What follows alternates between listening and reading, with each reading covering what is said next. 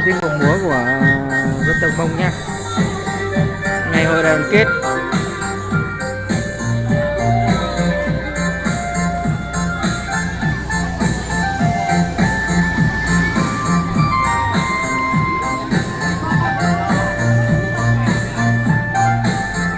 Rất là nhiều cái hoạt động tổ chức, nhưng mà mình quay một cái video thôi.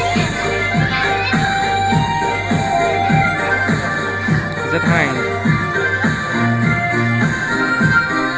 nhưng mà đông người nữa đây.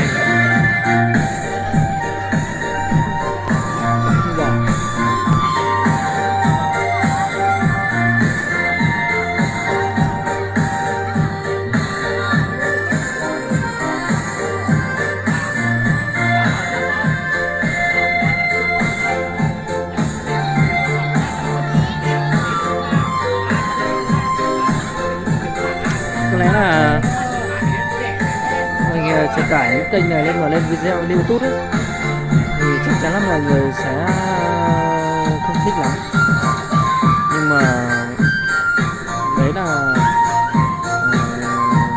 bản sắc dân tộc á, nên là các chị em rất là nhiệt tình trong cái ngày hội đoàn kết. Các chị em đã sáng tác ra một cái tiết mục như vậy.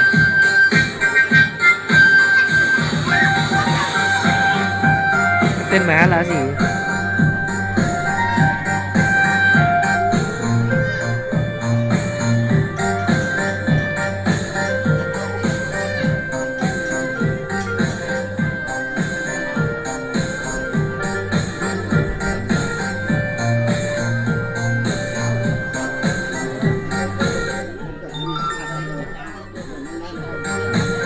Tin nhắn điện thoại.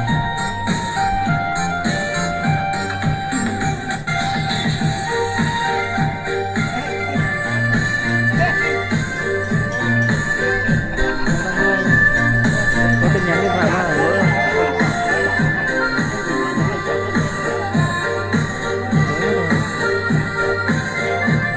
mà rất nhiều người đang xem nha mọi người nha. Rất đông người xem.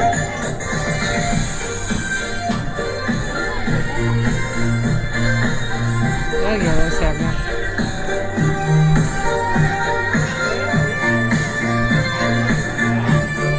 Có thể nói là rất hay đối với cái đồng bào dân tộc vùng cao của tỉnh Hà Giang. Tiết mục được sáng tác do chính các chị em phụ nữ người Mông ở trên cao đấy của huyện Quảng Bạ nhé.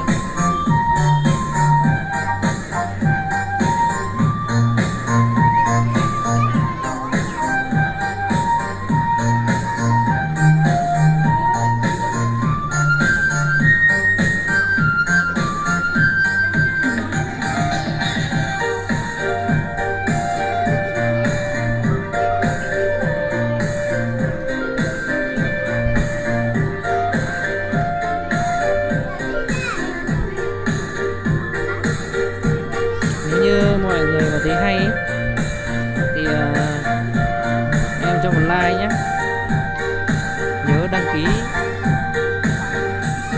nhấn chuông nhé.